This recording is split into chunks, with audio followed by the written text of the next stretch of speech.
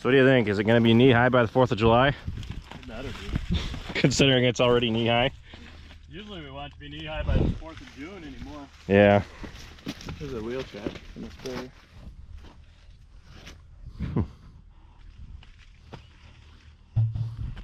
What's this one then? Planner. See how wide this is though? Yeah, okay. That's a big floater tire. But it covered both of it. It goes like from here to here. Andrew, why are you stealing our soil? We want to find out what's in it. Why do we want to find out what's in it? We know it is in it. Dirt. Oh, you called it dirt. Oh yeah.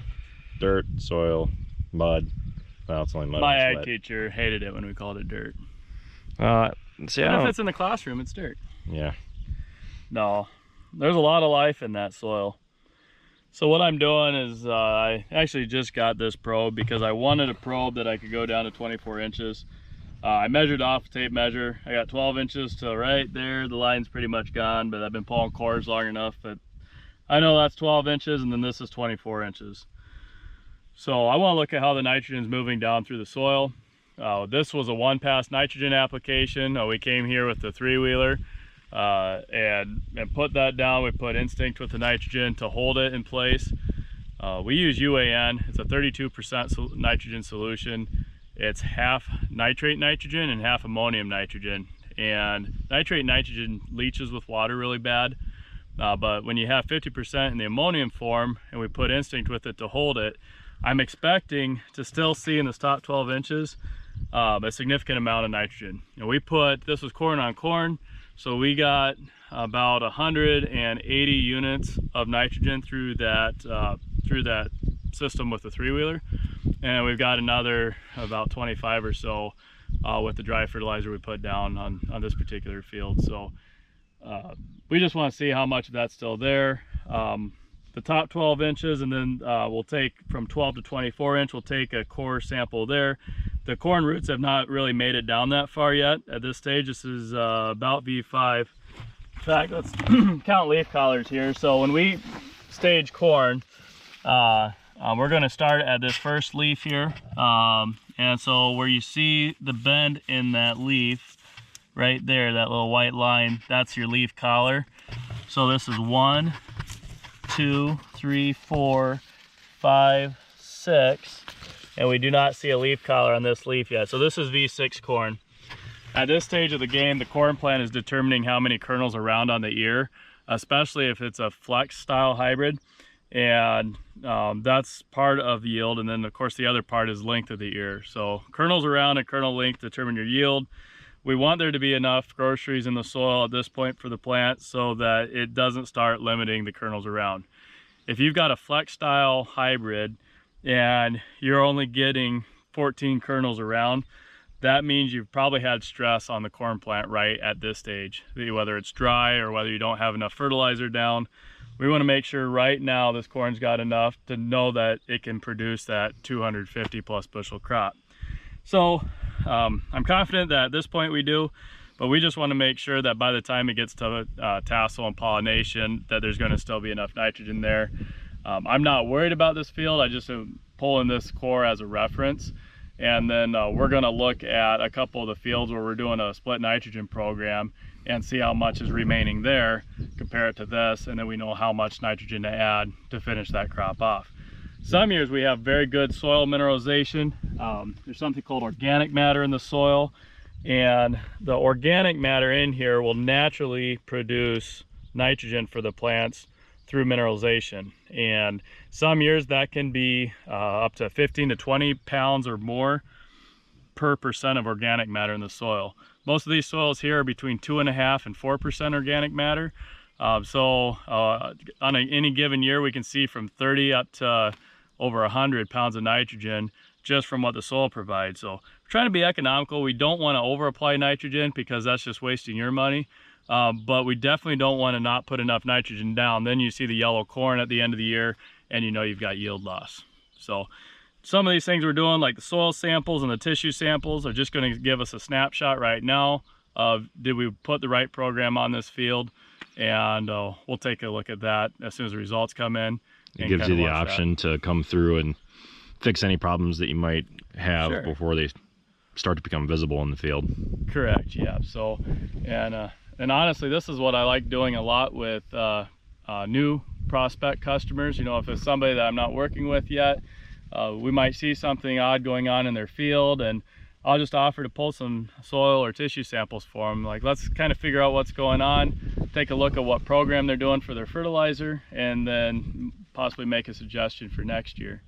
And kind of similar to when I started working with you guys. So yep. Then we started talking about yield monitors and all that fun stuff too. I think the year you came around was the year where I had issues with the fertilizer on one of my fields. Yeah. That wasn't applied right. But no, I think this corn is doing really well. This is DeKalb 5438. It's a Smart Stack hybrid because it's corn on corn. Came out of the ground pretty good. The spacing looks fairly decent here. Could definitely see when we put the drone up in the air the difference from the cultivated corn. Half of this field we're in is cultivated and the other half is not, so that'll be a really interesting trial when you combine it this fall, seeing how much of a difference, if any, the cultivator made. Yep.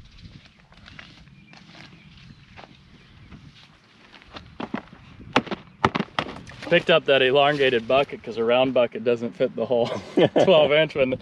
I usually use an ice cream bucket for pulling samples, but it's only about that wide and you lose half the sample on the ground when you try pulling it out. The other thing you'll notice is that I am going right in the row. Usually I look at where a corn plant's missing and I'll pull a core right there because corn roots typically don't grow that far off the row. When we dig these up, you'll see they'll come to about right here. So I really don't care what nitrogen is in the ground right here to here.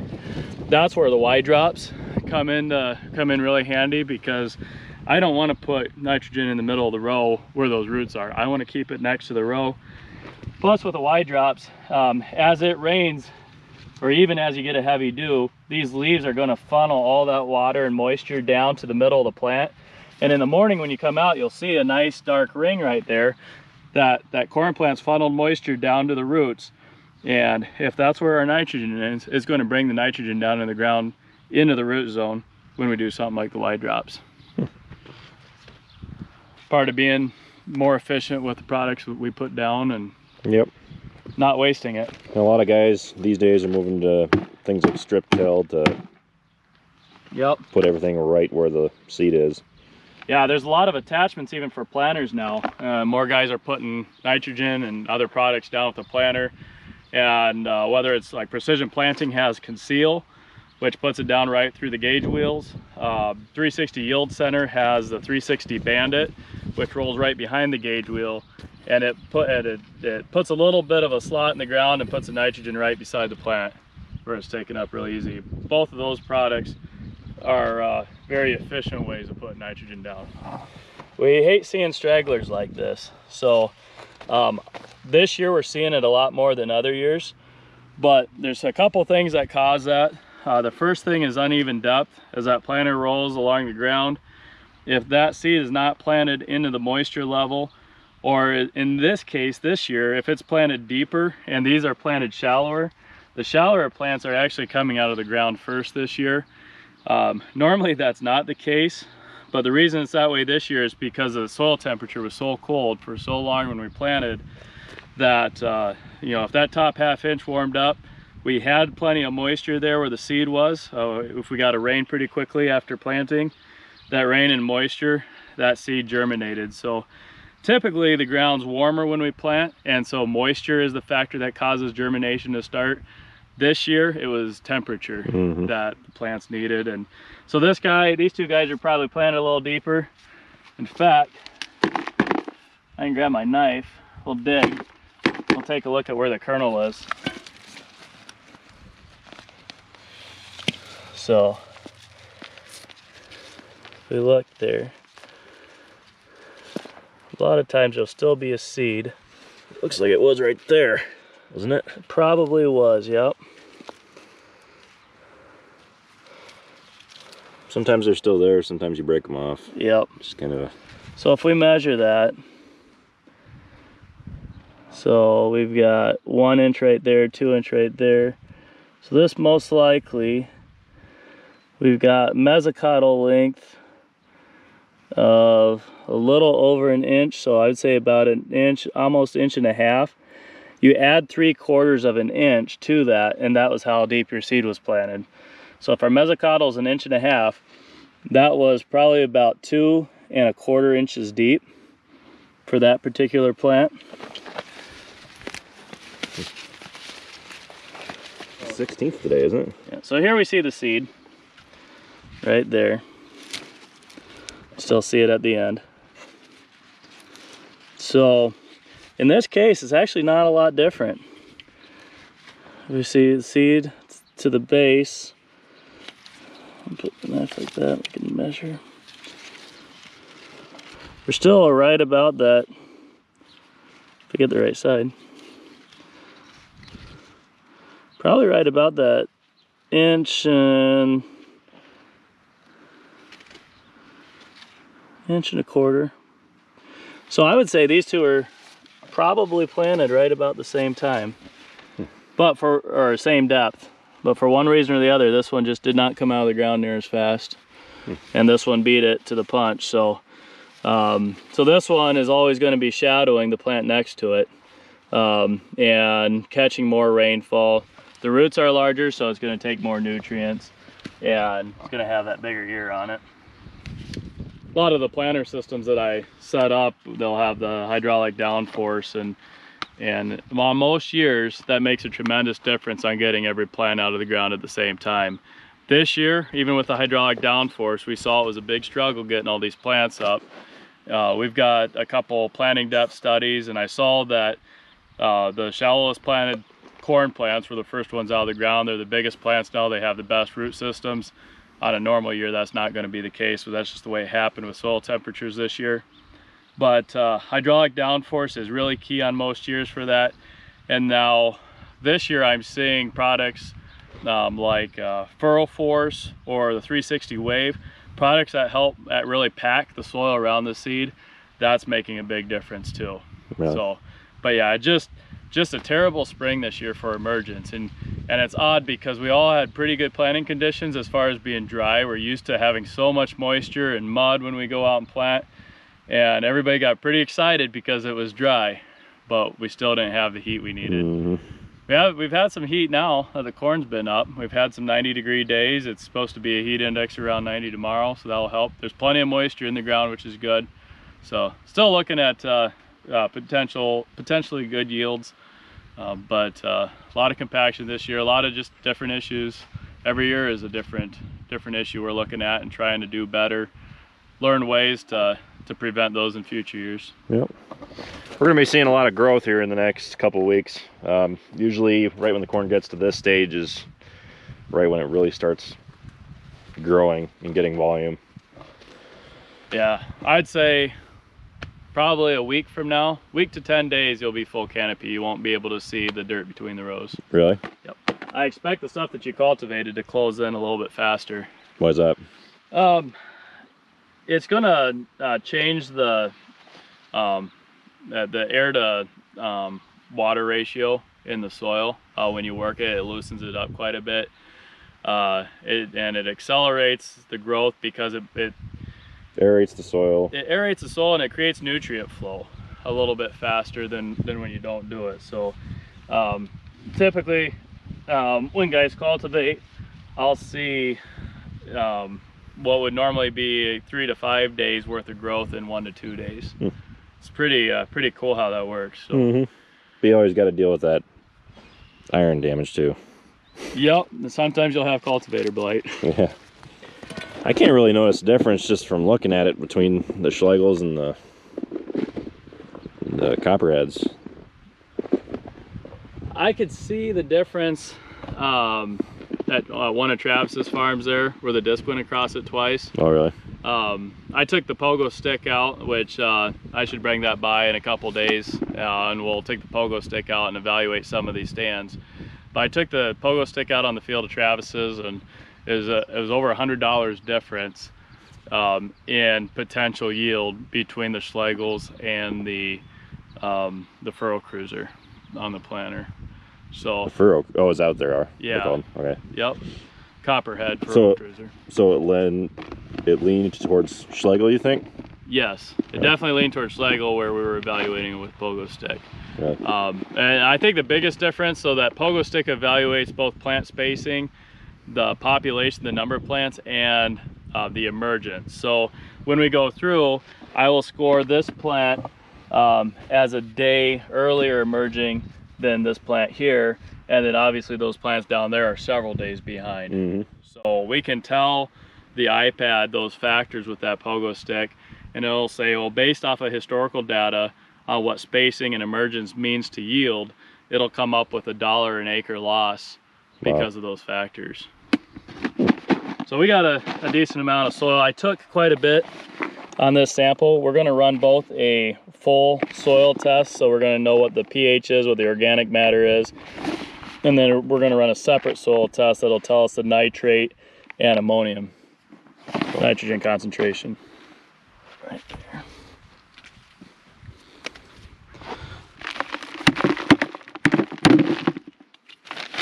All right, got 2 soil samples, and then last we'll grab tissue samples, and I'm gonna usually grab one of the most developed leaves, which is gonna be this leaf right here. Just go through, gonna take about 20. Sometimes I'll see growers kind of cringe when I pull the corn plants apart. My yield. So one thing I'm looking for is striping. Now there's just a slight bit of striping there, not bad. That's going to typically tell us there's a slight sulfur deficiency, or other micronutrients can cause some of that striping too. So I'm guessing we're going to see something that's going to show up as slightly deficient. Well, usually we do on this farm. We know that this isn't one of our best producing farms, so yep, it's not a bad idea to do it here just to see where we're at. Yep. April 30th is when this was planted. There's our hybrid. So nice thing about Xfinity, just log in, look up the stats. I was looking at downforce because initially I noticed that there was a change in the field, but that was the cultivating. Singulation quality here. So we got the corn hybrid there, decal 5438. There's our planting date. Singulation quality. So blues, doubles, everything. Look at how almost no doubles, a little bit of doubles right through there. Some skips there, but very good singulation on the monitor. That's what we like to see. 97% good spacing. This is something I see a lot with finger meters on the planters, is you'll be slightly one direction or the other, and if the seed is facing into the fingers on those seed meters, you're going to get pretty much perfect spacing. As you're facing the other way, you're tending to get a little bit more skips because the fingers have trouble picking that up. Planted this field average of almost 32,000 population, 31.85. And if I click on soil survey, we can see some of the different factors here. Soil type. So there's some differences in soil type there. I downloaded this back when it was all individual strips, and that's why you see it coming up like that. But it shows you how the different soil types are. So a lot of really good information there on the Xfinity app. Yep. You can use this to figure out which ones, where the wheels were, so you can remember where your planter passes were. Yeah, exactly. So I just go to the product name. We can zoom in, and we've got the directional arrows there. You can see the individual rows. So now we just got to wait for the samples to come back, which should take about a week. So we'll see you guys then. So it's been about a week now, and the corn is waist high. So we just got the tissue samples back, and Andrew's gonna walk us through what he got and what we need to do. Yep, so I got the iPad here, and you can see our tissue samples. We're testing for nitrogen, sulfur, phosphorus, potassium, and then all the micros down the list there. And we just kind of want to see if we got a good balance in the plants. We want to see what we're lacking on, if anything. we've got a deficient column, a low column, sufficient, very high. Now when we pulled this sample, the plant was growing very quickly, so it's not uncommon to see low levels just because it's really hard for the plant uptake to keep up with that stage of growth. But I'm looking for more trends than anything. Everything is pretty much balanced. I did notice that the nitrogen is lower than I expected. This was a field where we did the one pass program, but we also have low phosphorus and potassium levels, which can also affect how nitrogen is taken up in the plant. So a tissue sample doesn't tell us everything about what's going on in the field. That's why we pulled the soil samples as well. So when we look and review both the basic soil sample, which is going to give us our organic matter, potassium, phosphorus, CEC, and pH, that particular spot where we pulled the sample was pretty low. So we're going to keep working on this field. We've pulled some samples in this field in the past, just in particular spots. And we've been talking about possibly doing some grid sampling and really building up the nutrients where they need to be built up. So this just shows us where it was at in that spot. For potassium, we typically want to see 130 parts per million in this soil, this part of the country. And for phosphorus, we want to see 30 parts per million. And so we got a little bit of work to do there. We're at 15 parts per million on the phosphorus and a 50 on potassium. So we're going to keep that in mind going forward. And organic matter and all that is listed. So we're at 1.9% organic matter at that particular spot and a 5.5 pH. So it gives us a good idea of what's going on, where we pulled the phosphorus or where we pulled the tissue sample, and it explains why we might have had some of the lower readings in that spot of the field. And on the nitrogen sample, we got both the nitrate nitrogen and the ammonium nitrogen. We can see that the Instinct nitrogen stabilizer is really doing its job because we have 84 parts per million there of ammonium in the top 12 inches and 77 below that in the bottom 12 inches. And our nitrates are hanging there very stable, 27 and 25. So not lacking at all on nitrogen.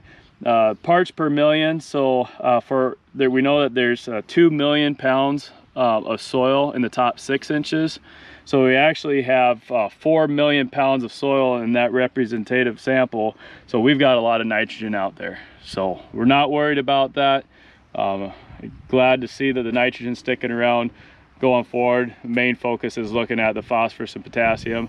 Travis has been doing a good job with his cultivator and putting stuff down in a wide drop type fashion right alongside the plants. And we're seeing some pretty good yields, partly due to putting the nitrogens on banded in a form that's readily available to the plants. And just overall farm management has been helping you guys a lot. Even though we've got some lower soil test levels we're working with, we're making it work. So over time, the goal is to build those soil test levels, get them up to more of that optimum stage, and be interesting to watch tissue tests too as we do that. Cool. What are the sulfur levels doing? Sulfur is a very difficult item to test for. The way the laboratory tests sulfur is debated among agronomists on how accurate it really is. Oh, really? But on the tissue sample, the sulfur was, let me go back there and look. Sulfur was actually one of the higher, is right borderline sufficient on sulfur. So sulfur, sodium, zinc, manganese, copper, and aluminum are all really good. I'm really happy to see a good zinc level in the plant. It's a lot easier to manage zinc when you have low phosphorus because phosphorus ties up zinc. So they'd be more prone to see lower zinc levels where you have a high phosphorus soil. But no, those are really good. Plus, you're getting the zinc and manganese, some of those micros in the starter fertilizer, the pop-up you're using too. Okay. So, good data. We're going to pull some more samples here too, and on some of the other farms and review that. So. All right, well, it looks like the rain's starting to move back in, so I appreciate you coming out and taking the samples for us, Andrew. Yeah, no problem. But anyway, that's where the corn currently stands. Just want to give you guys an update on the corn, and even the alfalfa is starting to look like it's growing back pretty good. So with that, thanks for watching our videos. Be sure to check us out on Facebook, Instagram, and Snapchat. Those are our big ones. And don't forget to like, comment, and subscribe, and keep an eye out for our future videos. I'll see you next time, guys.